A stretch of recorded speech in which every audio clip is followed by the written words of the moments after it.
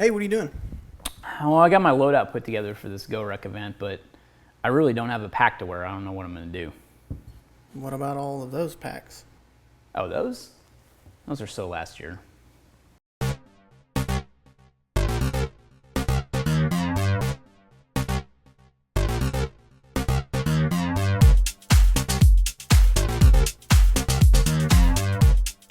Hey guys, welcome to Gear Tasting. Today I'm going to be going through a checklist of sorts from the GORUCK Constellation, which is an event that a couple of us at ITS are doing this coming weekend. So I thought I would kind of put together their requirements based on kind of what I have and my additions, subtractions, etc. I'm at least going to take everything that's pretty much on their list, obviously, because I want to comply with the event. But I've thrown a few other things in the mix, and largely I was kind of surprised that a lot of the things that were required to bring for the GORUCK Constellation were a lot of the things that I carry kind of in my loadout whenever I'm at the range or outdoors or something like that too. So it's very interesting. I basically just kind of pulled everything out of my kit and kind of one at a time put it on the table and noticed that a lot of that stuff was stuff I already had. So I want to go through their checklist and just kind of talk through the things that I've got too. So the biggest thing too is the GORUCK Constellation is a little different than their normal events. So to walk through that a little bit, GORUCK is kind of the bricks in your bag, 13 to 20 miles, under promise, over deliver kind of thing. So the Constellation, you're not required to have any weight in your backpack, but you are still required to bring a backpack to carry everything in. So it's more of a thinking man's GORUCK event, I guess, if you could put it that way. It's based on urban survival in a city, and you're kind of moving in these small cells to checkpoints and things like that. So that's kind of the gist of the event. You can read more about it. We'll put a link in the description if you're interested in it. So this is a fairly new event for GORUCK and one that's kind of right up our alley at ITS, so definitely wanted to check it out. So their checklist for required items. So there's a required items section and there's a recommended items section. So required items are a rucksack or backpack, water, 2 liters minimum, photo ID, cell phone, $20 cash. So just real quick, I started to go through packs, and while I have plenty of GORUCK packs up there, I'm probably not going to take a GORUCK pack for the event. I know, blasphemous, but I like kind of the functionality a little bit of the 3-day pack from LBT. This is like their V2 3-day pack, and what I like about it is that it's got this zip-off front part, and not that I would necessarily want to be leaving my backpack behind anywhere on this event. It does allow me to kind of do that. So basically the front of this zips off, and you've got this kind of sling bag that's built into this here. So what you have to do is kind of drop this, undo that, and then you can kind of sling this over your back, and now you've got something to kind of E&E with. So I don't know the premise of the event. GORUCK is specifically vague in their event descriptions, just because they want people to show up and not really know what's going on. So that's kind of something that they typically do too. So I'm not sure what to expect, but that's the backpack I will probably wind up taking. It could change, I'm not sure, but right now it's what I'm taking. Then that'll also have a hydration bladder in it. I like Source bladders for what I use. This is a 3-liter bladder, so obviously it exceeds their 2-liter recommendation. And then photo ID, cell phone. I'm taking this cell phone, but what I like to do is carry around these locksack bags. We sell these in the ITS store. I love them. This is kind of the smaller size that fits our boo-boo kit too, along with what I feel is a great all-around size. So I can put things like my 7 Plus iPhone in one of these.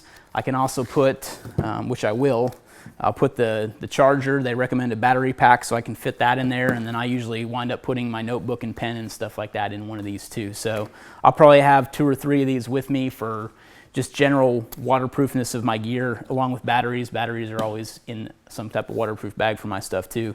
That's just always been a priority for me whenever I pack stuff. I make sure that if I'm get drenched or wind up in the water, everything's protected. So that's where the locksack bags come into play. And then going down the list, $20 cash, I assume, is to be able to call a cab and go home if you don't want to do the event anymore. I'm not sure. That's how it used to be in the challenge. I'm not sure if they still do that, but Anyhow, headlamp with extra batteries. I like the Princeton Tech Remix Pro a lot. So this flashlight or headlamp in particular, I like it because it's red, a red light.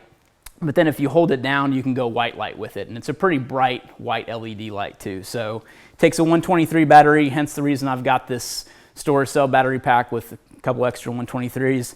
4 of them's definitely overkill, but hey, you never know. I'm gonna take probably some AA's too because I'm taking a small handheld flashlight too, which I'll, you know what? I don't have the AA model, do I?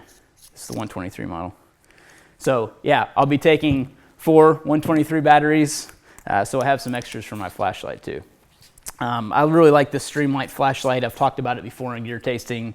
One of the best flashlights on the market right now, in my opinion, my humble opinion. And I like the red light too because if I'm reading a map or something at night, I'll have that option in a headlamp. So moving on, 15 feet of 550 paracord, got that. 1 duct tape roll, 100 mile per hour tape recommended. They don't say how much duct tape you need, but I'm sure as heck not going to take a whole big roll of this. I see a lot of people doing that sometimes, and I think that's overkill in my opinion. I've always got duct tape wrapped around my Nalgene anyway, so I've got some there if I need it.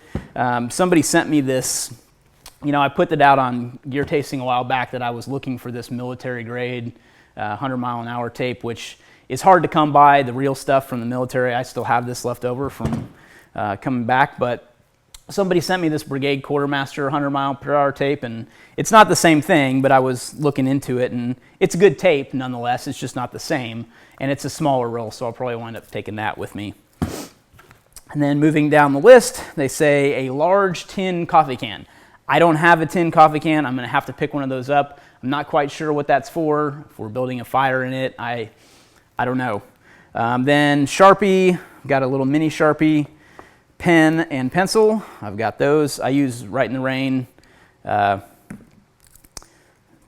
can never remember. Fisher Space Pen is what I use for the pen. And then Right in the Rain's been making this pencil lately, and I've talked about this before in gear tasting. I really like the pencil. It's almost an unbreakable lead, but the eraser always comes off, and I had to put some 100 mile per hour tape on that. So I've got that stuff. Lighter, I've got a little mini Bic for that. 1 selfie stick per team. Rob's got the selfie stick. He told me he'd handle that. I don't own a selfie stick, so I didn't want to buy one either. Recommended items, which are not mandatory or required. Belt, which can be worn. I'll probably wind up taking my Liger belt that I have from Expedition. That's kind of a well-rounded belt, and if I do have to wind up getting in the water, it's not a leather belt that's going to swell or anything like that. So that's probably what I'll take. External battery pack I went over. This is one that I really like from Amazon. It's their Amazon Basics power bank. And what I like about this is I probably haven't charged this for at least a month, and it's still got full juice. So that's one thing I really love about this. It's small form factor too, which is even smaller than my cell phone. And it can charge my phone. I think I can get 3 or 4 charges on my phone from this thing, so it's pretty good. And of course, have to bring a cable too for that. Let's see, moving on, plastic grocery bags. I don't have any of those. I'm gonna have to pick some of those up too. Not quite sure why we're gonna need those, but I will bring them. Something to cut with, knife, multi-tool, etc. I'll take all of the above. I'm gonna take a fixed blade knife, which doubles as my ferro rod. These are some of the kind of limited edition Light My Fire knives that we did with the ITS logo on them a long time ago. But I really like these knives because of the bevel on the back, and it's got a ferro rod in the handle of the knife, which is nice. And it produces a very good spark, and one that I've used dozens of times to start fires with. So probably more than dozens, probably hundreds of times, honestly. Great knife. I just don't like the sheath all that much. Then I'm going to take my folder. This is the Emerson A100 that I carry. I will take that. And then the multi-tool, I'm going to take a multitasker. Probably it's a little overkill for probably the GORUCK challenge. I'm not going to be working on any ARs, but I still really I love the beefiness of the pliers and the multitasker, so that's why I'll be taking that. Then Chem Light, there's really no description of what color Chem Light or what kind of Chem Light. I have a lot of these little mini Chem Lights. Here's one I've tied onto some Type 1 paracord to make a little buzzsaw out of. And yes, I have IR Chem Lights in here. I'm debating on taking those, and I'm actually debating on taking my PUS 14. Shh, don't tell anybody. Might be able to take that and get away with it, I'm not sure. But then I think I've also got some larger Chem Lights somewhere in this pack. Yeah, so I've got a few larger Chem Lights if I needed to have larger Chem Lights. Then compass, I like the Sunto MC2 Global. That's the compass I carry. I like it a lot. I've replaced the cordage with some dummy cord, and I like carrying that along with that. This is what I usually have in my kit. It's worked out really well for me. Then ferro rod I talked about. I've not only got one in this little survival kit. This is our MSK, our mini survival kit, in one of our larger, beefier containers. And I've got a ferro rod in there, but then I've also got one in the knife too. So survival kit really isn't on the list, but I'm going to take it anyway. Notepad, I mentioned that earlier. Canteen cup is something odd for the packing list, but I will take it. Got a metal canteen cup. A tourniquet, which I was glad to see on the list. Got one of those. Rolled gauze. I've got a Z-Pack dressing that I'm going to take for that, along with kind of what I'm taking as a supplement, which is our Edc Trauma Kit. I'm going to take one of those. So I'll really effectively have 2 tourniquets on me, along with a pack of combat gauze. And then I'm going to take the boo-boo kit that we have too, which I've kind of added some things to this. I've got a little thing of Gold Bond that I have in there, along with some pre-cut Leuco tape. And some other things in here that I'll use to take care of my feet if I need to. I always take that stuff just in case. Not sure. I think I'm going to take, I'm probably going to wear some Solomons when I'm out. I think I'll probably take the Speed Assaults is probably what I'll wear during that. I thought about boots and taking the lower Renegades, but I'm probably going to stick with the Speed Assaults just because they're lighter weight, and I'm not sure if we're going to get wet, and therefore I don't want to wear leather lined boots. So that's probably what I'll wind up wearing. And then what else on the list? Nalgene bottle, I already talked about that a little bit. Contractor bags. So instead of taking contractor bags, it says 2 of them. I actually have 2 of the compactor bags. So I like the trash compactor bags better than the contractor bags. That may wind up biting me if I need a bigger bag, I'm not sure, but because they are not the same size, they're a little smaller than the true contractor bags, but that's what I'm going to take. 4 small Ziplocs and 1 gallon Ziploc. I have that covered here. I'm not sure why I'm going to need those, but I'm going to take them. And then also I'll be taking a survival blanket along with a signal panel, and I've kind of got this SSE bag type thing, so if I need to put something into a bag and carry it, like larger material, I can. And that pretty much goes over the extent of what I'm going to be taking. I think I pretty much covered everything on the table here. One last thing that I'm going to take in my bag that's not on the list is I've got a jacket in a waterproof big locksack bag. We'll take that too. I've also got kind of some frog togs in here too. That's rain gear if I need it. I typically always have that kind of stuff with me. I've also got a field stripped MRE that I'm going to take. I always like to have some grub with me, and also a little pack towel too. So those are just some extras that I typically take with me when I'm out. So that again is my loadout for the GORUCK Constellation. Hopefully you enjoyed a little look at this. We'll have a photo in the article that supplements the gear tasting video too, if you want to kind of look at all this laid out in a loadout scenario.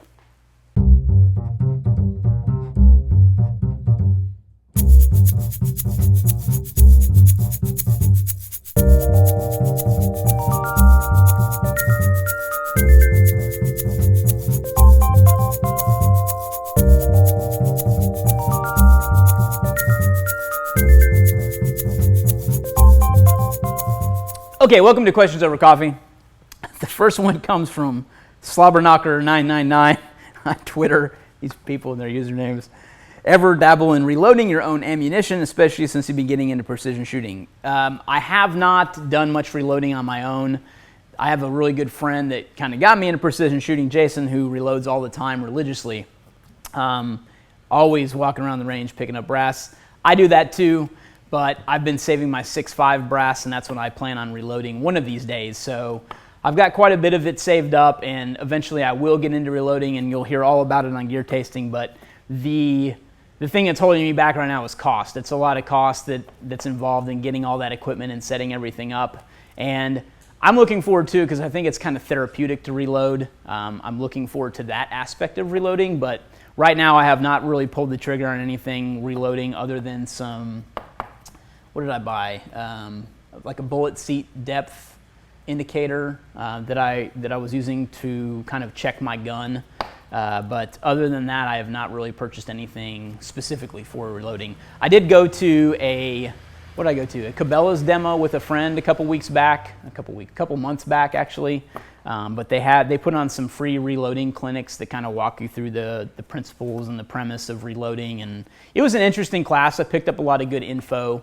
Obviously, they want you to buy everything that's there in the store for reloading. They're not really telling you about anything that's not equipment they have there, which, take that for what it's worth. But at the same time, it was kind of interesting to get a handle on the basics of reloading from that. So hopefully that answers your question. Hopefully one day you will see more reloading stuff on Gear Tasting, but as of right now, nothing's really in the works. I did just think of something though. I have bought bullets and primers and powder, so I don't know how I forgot about that part. So I do have that stuff squirreled away. I've got some H4350, which is really hard to get in terms of a powder. So I think I did. Yeah, I know I picked that up quite a few months ago. So yeah, forgot about that stuff. Yeah, I got that too. Okay, next question comes from Stephen S. on Facebook. What are some bodyweight exercises and routines for someone without access to a gym? Good question. You don't need a gym to work out. So this is kind of my soapbox on bodyweight exercises, so bear with me. Whenever I was training to go in the Navy, I hardly ever went into a gym other than to use their pull-up bar and dip bars and things like that. So the program that I was following, which at the time was 12 Weeks to Buds, written by Stu Smith, that's where my base of knowledge for this comes from. I went through that routine religiously. I think I ran through that program at least 3 times before I went in the Navy. I was on a personal program of Stu's too that was, I forget what they called it or what he called it. But anyway, the premise of all that was a lot of body weight stuff. So, running, pull-ups, push-ups, sit-ups, dips, all that kind of stuff is what the program was based on, because that's a lot of what you do in the military if you're going into buds to do like the SEAL Challenge program or something like that into boot camp. So that's what I was practicing, and that's where a lot of my knowledge comes from in terms of bodyweight exercises, and that's still what I do to this day, even though it's been 10 years since whenever I was in the military. I still do a lot of that stuff to this day, either in my home gym or at the gym. So what I like is pyramid exercises.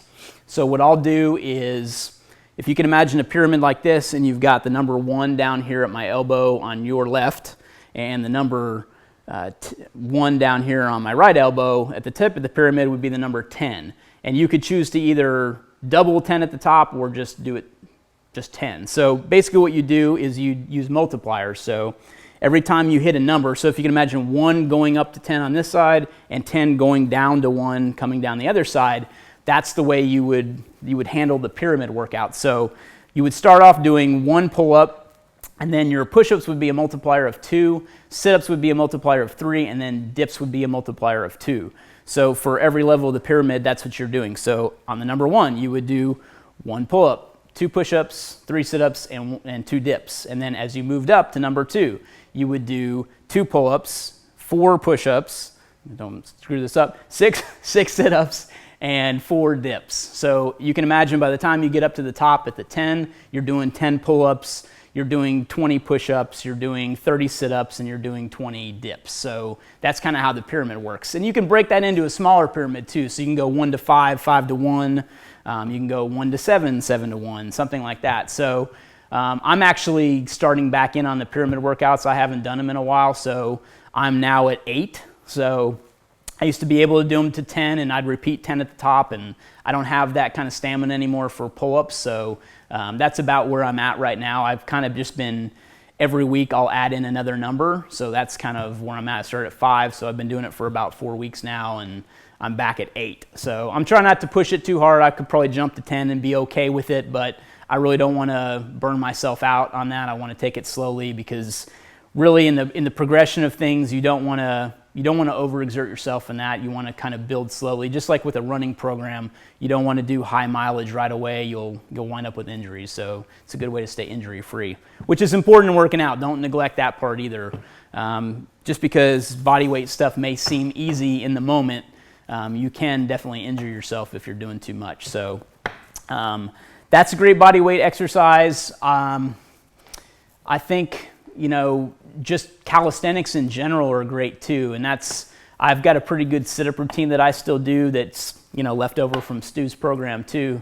And it's a little bit much to kind of walk through verbally, but I'll try to, I don't know if I can find any links online to those programs or not, but anyway, what I will link to is the 12 Weeks to Buds program in a book form from Stu Smith. I really still love that program.